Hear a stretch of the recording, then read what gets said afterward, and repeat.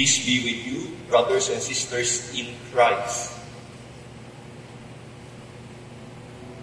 Let's pray. Gracious Heavenly Father, we give thee thanks for gathering us, your sons and daughters, in Christ Jesus, your church, to praise you, to honor you, to worship you.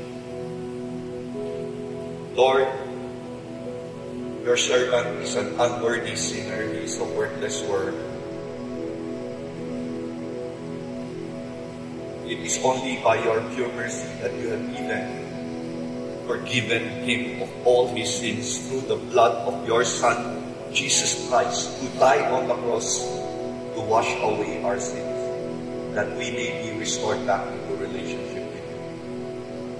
And Lord, right now you have entrusted your servant with your word to be delivered to your people. May you find him faithful in declaring your truth. We entrust to you the rest of the time of this spring Christmas holiday. Amen. I believe most of us, if not all of us, have experienced some form of miracle in our lives. 我相信咱大家伫咱的生命中也有这个信仰。God has always been gracious every day. We receive special and common grace from God on a daily basis. Okay? We have to understand special and common grace. But I dare say that more than 90% of churchgoers all around the world, professing Christians, today focus more on the treasure, the gifts, more than the giver. A lot of Christians profess that they are Christians and they come to church looking for the gift, blessings from God rather than the giver. That is why the health and wealth charismatic movement is way exponentially bigger than the conservative Christians, conservative evangelical church. It makes you question whether they are really saved or not. Our passage for today reflects this truth. It's found in Luke chapter 17, verse 11 to 19. Now, on his way to Jerusalem, Jesus traveled along the border between Samaria and Galilee. As he was going into a village, 10 men who had leprosy met him. They stood at a distance and called out in a loud voice, "Jesus, Master, have pity on us." When he saw them, he said, "Go, show yourselves to the priest." And as they went, they were cleansed. One of them, when he saw that he was healed, came back, praising God in a loud voice. And he threw himself at Jesus' feet and thanked him. He was a Samaritan. Jesus asked, "Were not all 10 cleansed? Where are the other 9? Has no one returned to give praise to God except this foreigner?" When he said to him, "Rise and go, your faith has made you well." Verse 11 tells us that Jesus was on his way to Jerusalem. Whenever the Bible, in the Gospels, the author tells us that Jesus is on his way to Jerusalem, he hints that the final goal of Jesus is to die in Jerusalem. That is his final goal, to die on the cross in Jerusalem, which is actually the greatest gift he can give give to everyone salvation. So Luke hinted the goal of Jesus was to die on the cross in Jerusalem to save us. Salvation of man is the primary goal of Jesus. Yes, Jesus came to earth. He blessed so many people. He healed so many people. He gave them food to eat. He cast out the demons. But ultimately, the primary goal is to save men. And Luke tells us that Jesus traveled along the border between Samaria and Galilee. Now, I don't know about you, but normally, two cities is just divided by one line. One line. So meaning, right now, I'm in Quezon City. The border is, if I take one step, I'm right now in maybe Manila or Caloocan, right? One line.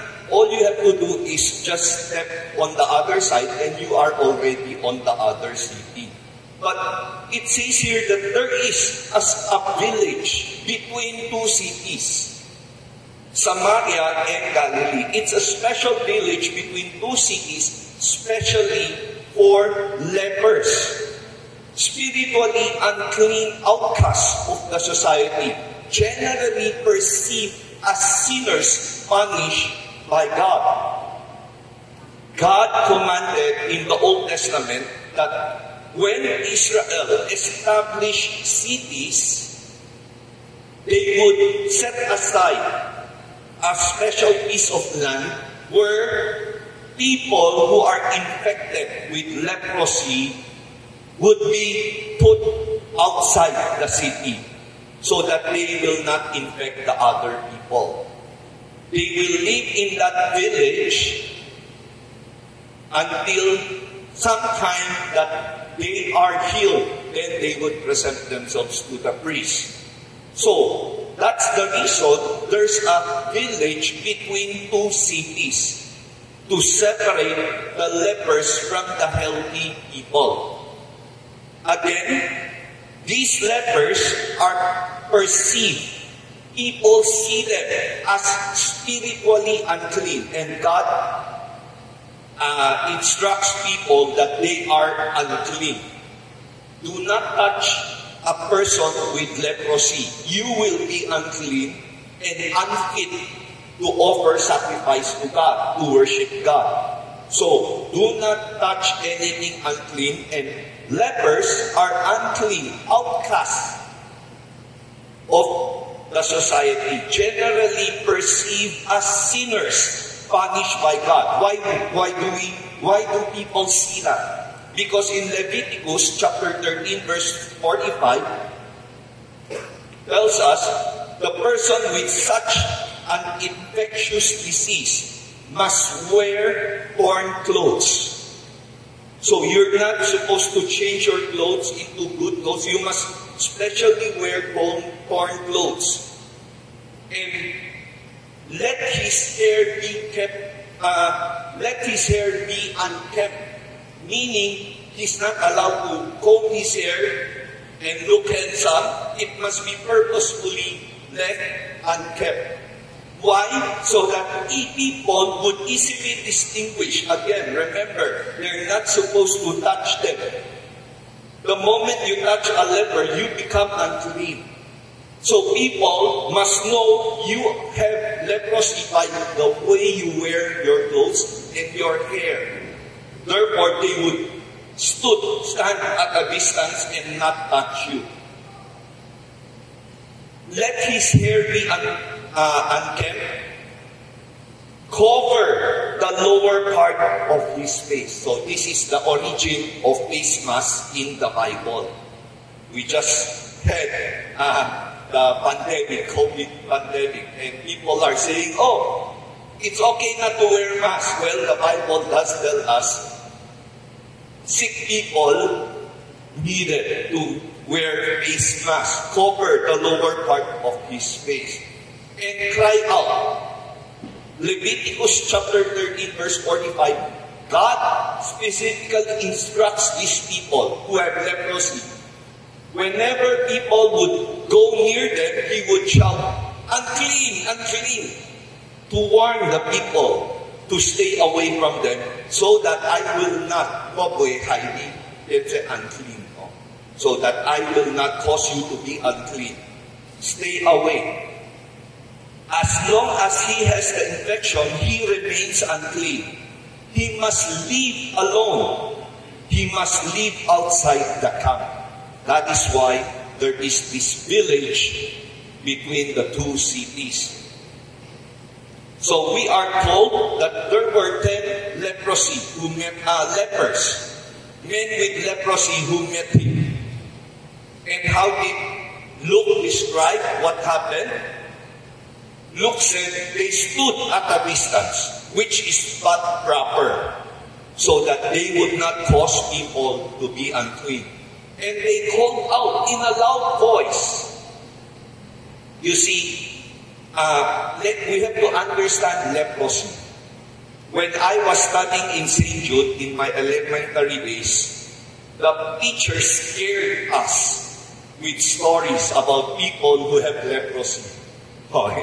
He would, the religion teacher told us that lepers would suddenly have their ear suddenly drop, their nose suddenly drop, their fingers suddenly fall off, cut off, and they don't even know it. And they showed us picture of people who have leprosy, scary, and they told us, when you touch a person with leper, you might get leprosy, and then you will look like that.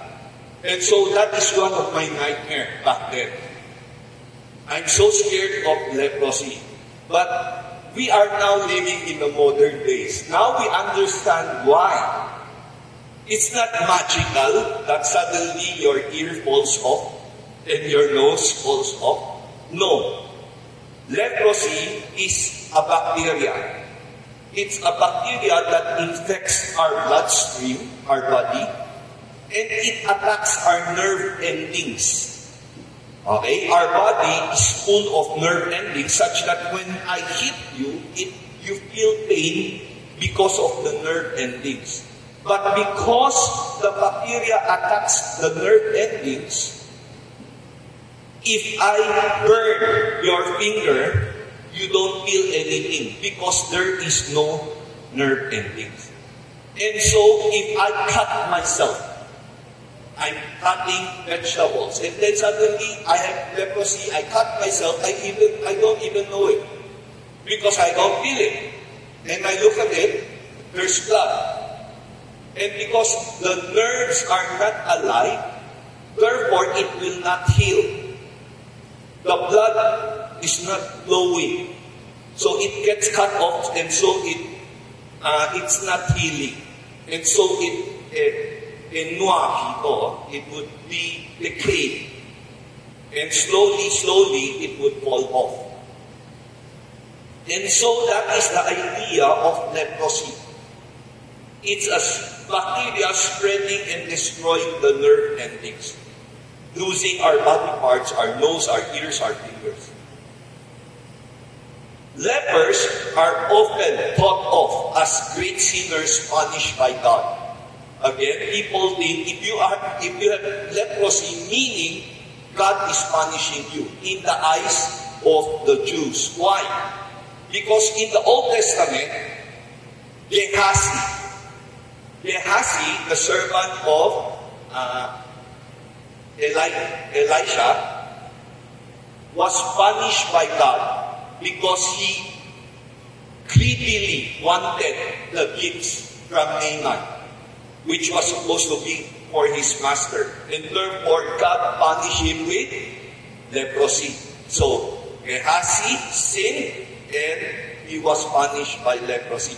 Miriam, the sister of Moses, also was punished by God because she was sinning against Moses. King Uzziah was also punished by God with leprosy. because he was sinning. And so because of all these incidents in the Old Testament, people often perceive that people who have leprosy are being punished by God. They are great sinners. And now we are told that between Samaria and Galilee, meaning Samaria and Galilee. We know Samaria is the land of the Samaritans. Okay? These are perceived by Jews as unclean people who intermarry with other nations. And therefore, how they look at them is, Tsutsiya ka, so half-blooded.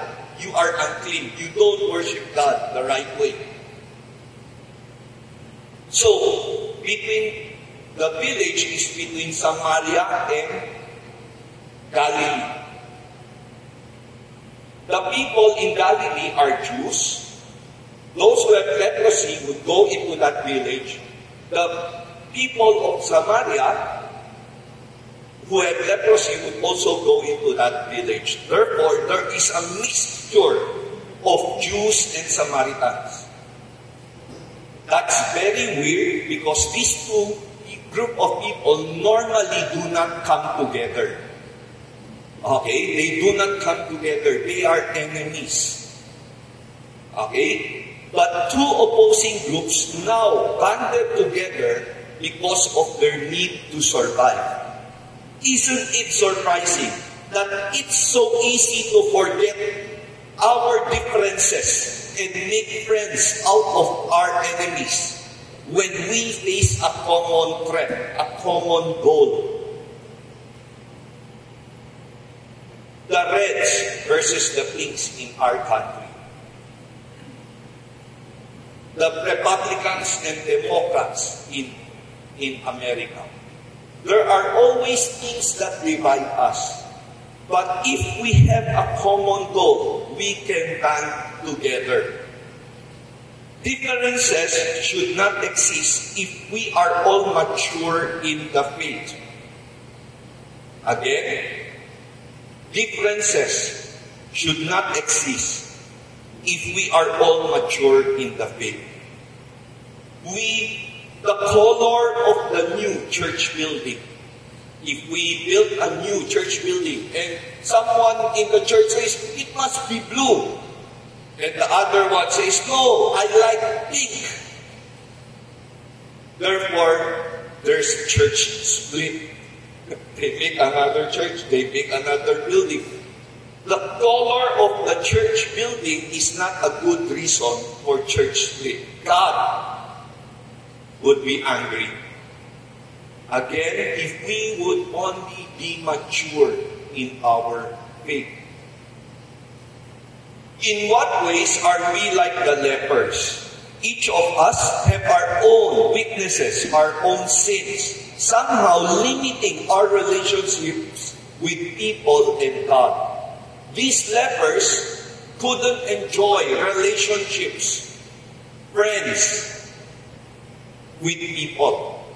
They need to stay outside the city and cannot mingle with their friends, with their families inside the city. And so, it limits their relationship with people, with their family, and with God. Why? Because the proper way to worship God is to go into Jerusalem, into the temple, and make your sacrifice. But because you cannot even step into Jerusalem, let alone go into the temple, therefore, somehow, your relationship with God, their relationship with God is being limited. We know of people hiding in other countries because they owe people a lot of money. So again, sin has a tendency to limit our relationship with people. People do not trust us because of the lies we have told in the past. Some poor people are embarrassed to come in and join us to worship God in our meetings. Why? Because they are poor. Some are depressed because they are terminally ill. They are facing problems in life. You see, look at the lepers. They grew so accustomed to maltreatments that it was so natural for them to stand at a distance. It's their natural way of talking to people. From afar, and then we shout at each other. They communicate by raising their voice. Not only are they suffering physically, but also mentally, psychologically, socially, and financially. They cannot do business with normal people. The best that they can do is do farming inside that village and eat what they can get from their farming. So they are suffering not just physically with the physical sickness, they are suffering mentally. They cannot talk to their loved ones, to their families, to their friends. They cannot visit them often. They suffer psychologically. People always look down on them. And so they are so ashamed of themselves. They suffer socially, financially, spiritually. So my friends, are you depressed because you are terminally ill? Or you are unhappy? You are lost? You are searching for the meaning of life? Well, Jesus has come to do something about our problems. He has the answer to all our problems and much, much more. Though very often, He solves this not according to our ways. All of us have problems and we want God to solve our problems our way. But many times, God solves it in a different way. My friends, we need not stand at a distance from God.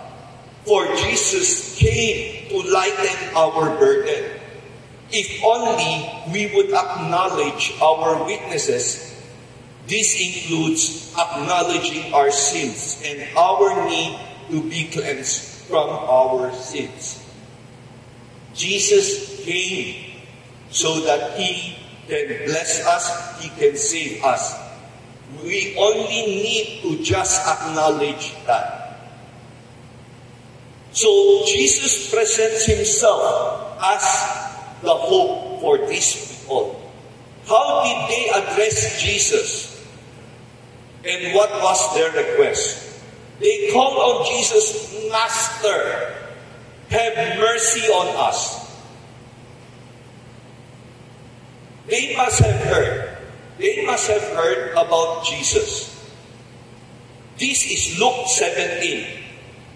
In Luke chapter 5 and chapter 7, Jesus already, so earlier, Jesus already performed miracles of healing lepers. He already healed people with leprosy in chapter 5 and in chapter 7. And so people might have been spreading the news that there is this someone going around the cities healing people with lepers. Now this is very special because it is actually the first time they are hearing that lepers can be healed. And so maybe they began, it's a big news. It's a big news. And they must have heard, who is this? Someone can heal leper. And so when they saw Jesus, they said, have mercy on us. And then they must have heard Jesus healing the lepers. How did they address Jesus? Master. Wow. For them to call on Jesus, Master, Lord. At first glance, we may view these lepers as very godly and good in that they acknowledge Jesus as Master. but only later to find out that only one of them really has the right faith in God by returning to thank Him. Again, all Christians who come to church every Sunday would readily call on God, Master. They would readily call on Jesus, Lord. But Matthew 7, Jesus warns us, warns everyone that in the last days, it was said before, many will say, Lord, Lord, did I not cast out many demons in your name, in Jesus' name? Did I not perform many miracles in your name? Did I not prophesy in your name?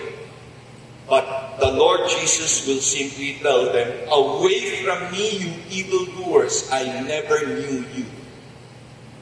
So, a lot of people would call on Jesus, especially us living in the Philippines, being a Catholic nation.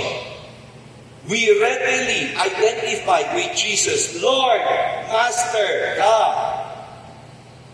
But again, in this story, we found out that only one actually had the right faith. The other 9 was only looking for the gift and not the giver.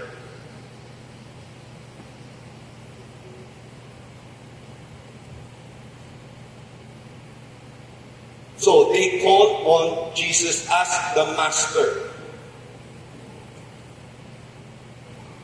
Many of us are very quick to call on God as Master, especially in times of our need, our great desperation for our needs. We are easily attracted to religion and thus accepting every religion presented to us. A boy readily professed to believe and attend church service because he is courting a Christian girl in the church. These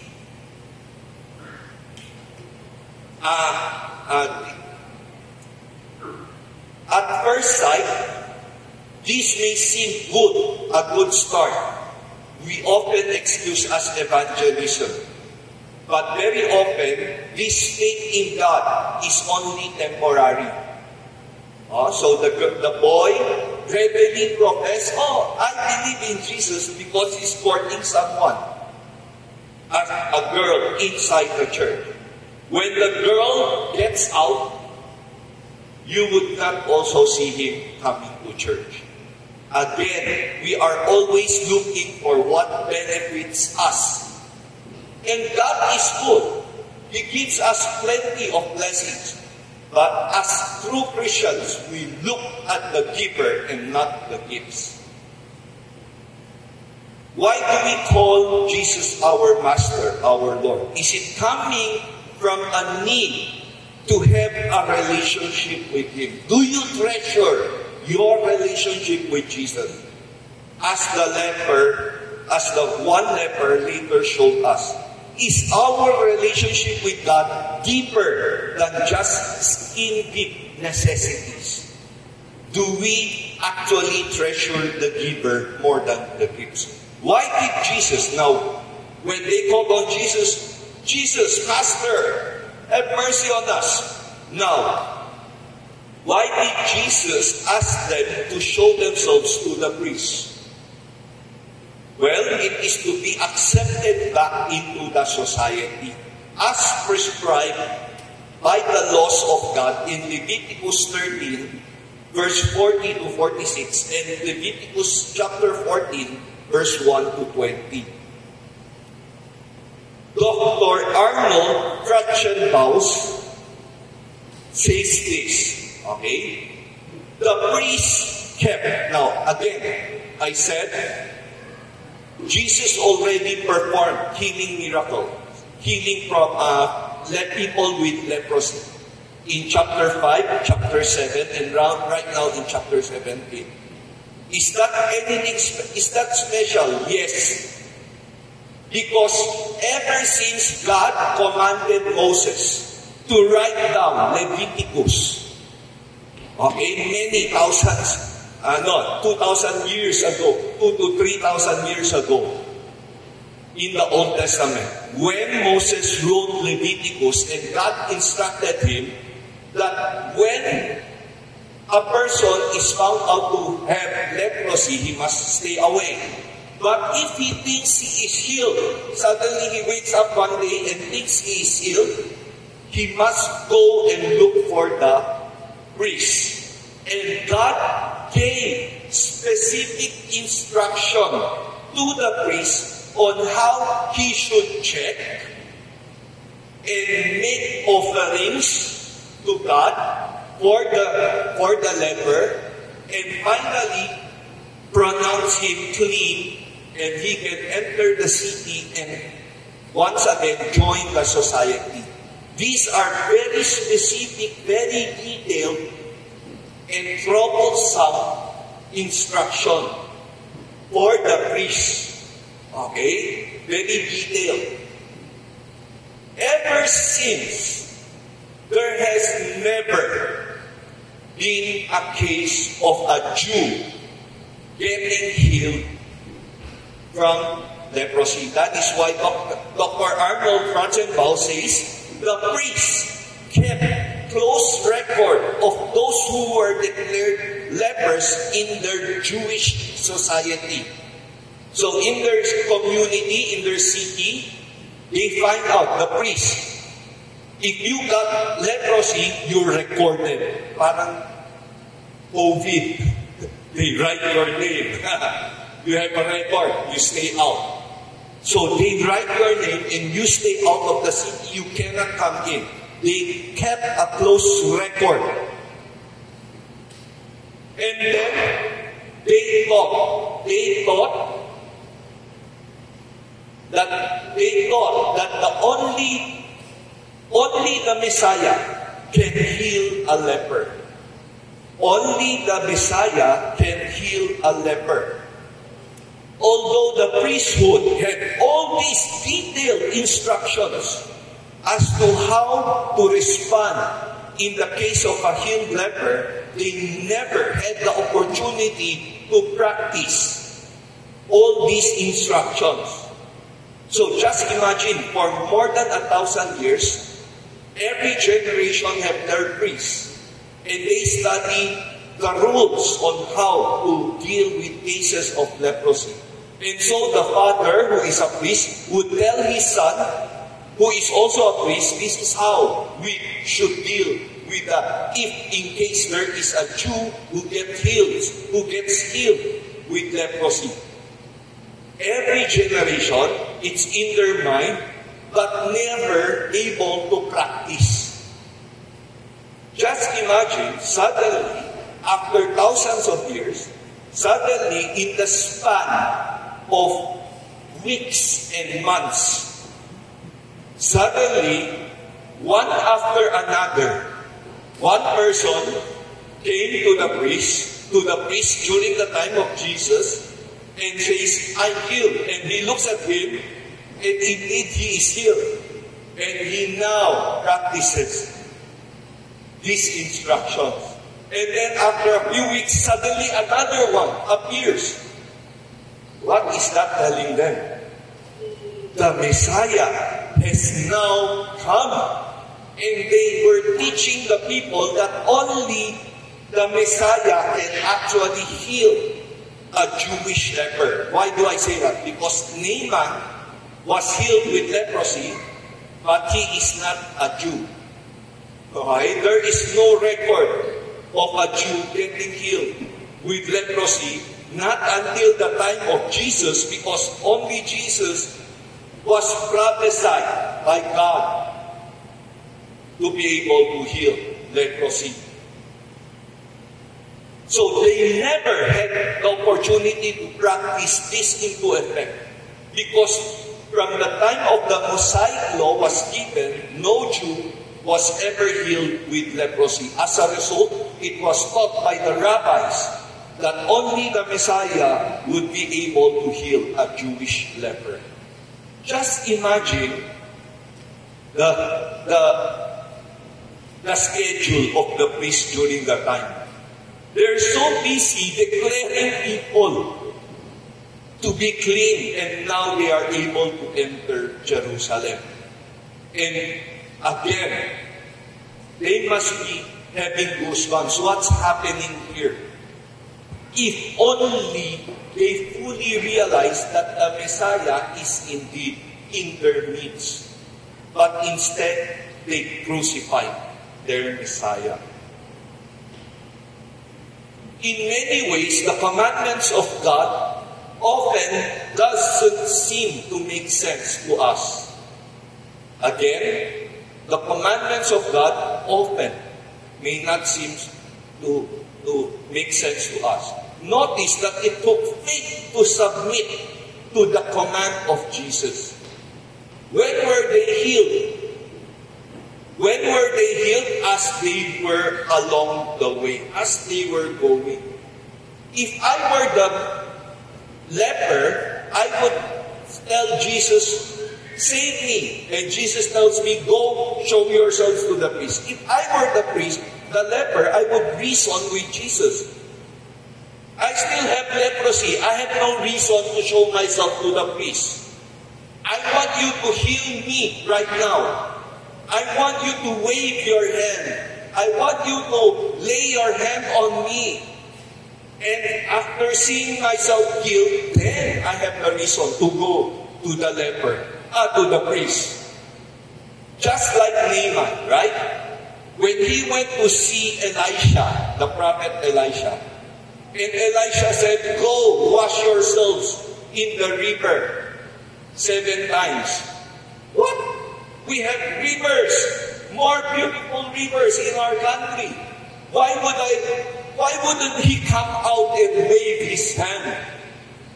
But the servant simply told Naaman, you see, Master, we came a long way.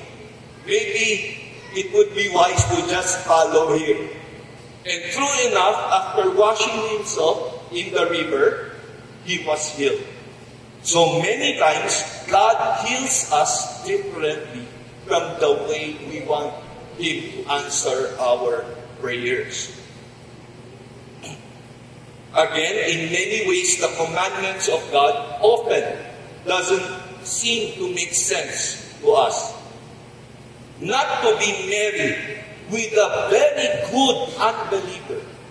Someone is courting you, to the young people out here. Someone may be courting you, very kind, very intelligent. He's handsome and everything you wanted, but he is not a Christian. So it doesn't make sense that you are not able to marry that person. But God simply tells us, do not equally yoke yourselves with unbelievers. Paying your right taxes to a corrupt government. It doesn't make sense to us. Forgive and love our enemies. Again, it doesn't make sense to us. Like the lepers, when God commands us to jump, our job is not to make a lot of logic out of it and ask why. Our job is simply obeying, so that later we will experience the wisdom and blessing of God. We simply obey. All of them were healed. How many? 10 of them asked Jesus to heal them. How many were healed? All. Sapeko. Just like how the rain falls on all men, even sinners. God is blessing the sinners, the unbelievers, with rain, with oxygen, with food, with healing, with blessings. These are called common grace. Common grace is for everyone, even unbelievers. These are all coming from a gracious God who just wants to bless people. even though they are his enemies. Graciously given to draw us near to God. The reason God is blessing the unbelievers is so that they would realize how gracious He is to bring them near to Him. But very often, once we are healed of our needs, we easily forget the giver. Only one came back to thank Jesus. And this time, no longer using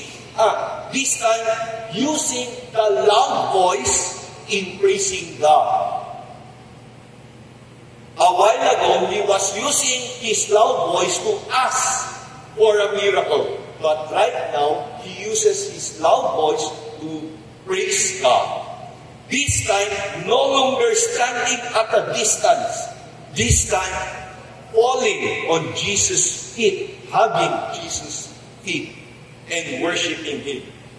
Can you feel the joy and excitement of this Samaritan as he shouted praise at the top of his voice? How often have we felt this way?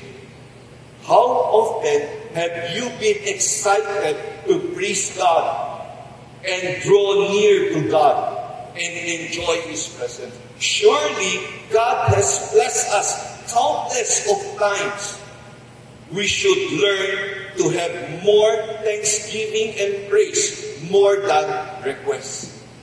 The true Christian would find himself, as the days go by, having more praise and thanksgiving rather than more requests. The unbelievers, the fake Christians, would always treasure asking God for blessings. But the true Christian would always have more reason to praise God and thank Him. Jesus sought the other night. Again, Jesus healed everyone, but only one came back. Jesus looked for the other nine. He sought the other nine, knowing full well that He healed them. Jesus expects us to be grateful for His blessing.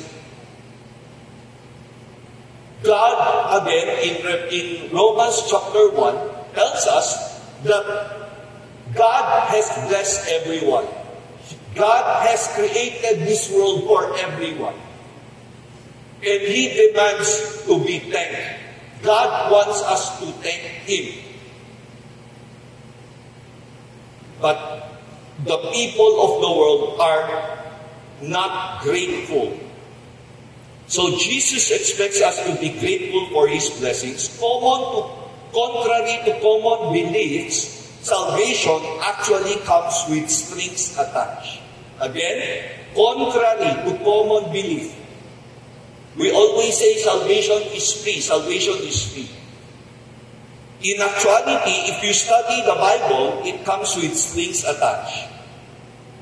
He who wants to follow me must what? Deny himself and follow me. Take up his cross. Salvation comes with the strings attached. Jesus saved us and expects us to serve Him out of gratitude. And in serving, receive more blessings. Titus chapter 2 verse 14. Jesus, who gave Himself for us to redeem us from all wickedness and to purify for Himself a people that are His very own, eager to do what is good. Jesus saved people so that we would obey Him and do what is good. Your faith has made you well. Jesus sought for the other nine, they did not come back. Only one came back. What did Jesus tell this person? Your faith has made you well. Wait, weren't all made well? The word Your faith has made you well, literally in Greek, means has saved you.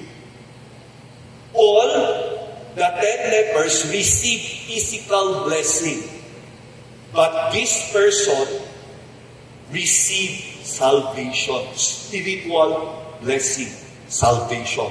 Only this leper was really saved. We are sure that all of the lepers received physical blessings from Jesus Christ. All of them received temporal, physical blessings, common grace. But only this leper who returned to seek the giver was given the blessing of eternal life. We are not told what happened with the other 9 as they went on in their lives to enjoy their physical blessing, but only the one leper received an even greater blessing, one that would last for eternity, salvation. We know that miracles serves as a complementing sign for others to believe the gospel. Only the leper fully realized this miracle to be pointing to the giver, to Jesus Christ.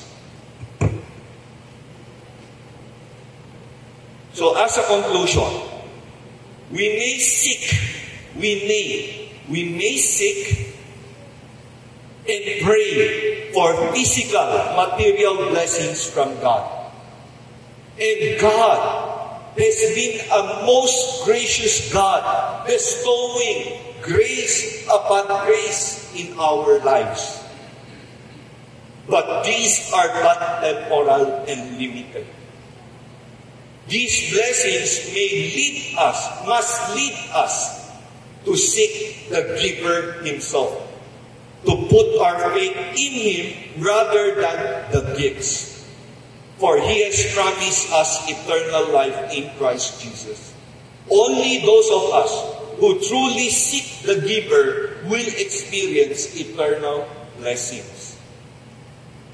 Let me end with Romans chapter 1, verse 21. Again, talking about the unbelievers. Although they knew God, they neither glorified him as God nor gave thanks to him. But their thinking became futile and their foolish hearts were darkened. Brothers and sisters, God has blessed us so much in our lifetime. And he has more blessings. But let us not forget the giver as we receive his blessings. Let's pray. Gracious Heavenly Father, indeed we thank you. All the blessings you have bestowed to each one of us. We have experienced countless of them in our lives. Help us to be thankful, to have the gratitude, and to come back to you, and to cling on to you, to love you, to serve you. Because we treasure the giver more than your gifts.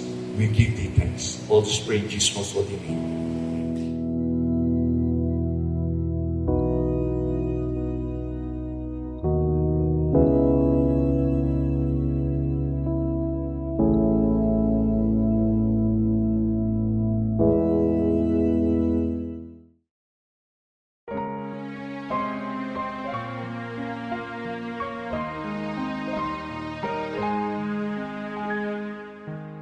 In the highways and byways of life, many a weary and sad carry the sunshine where darkness is bright, making the sorrowing glad.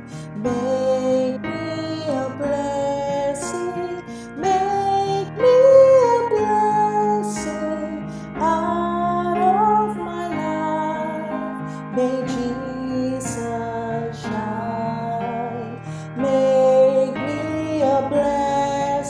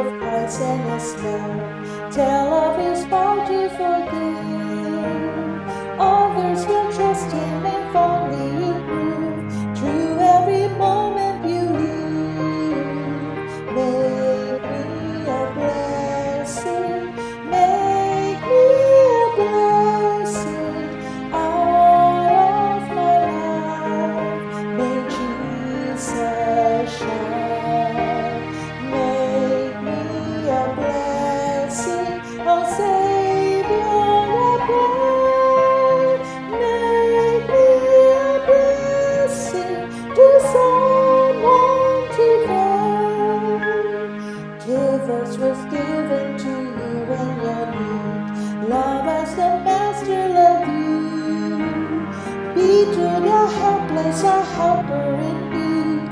Unto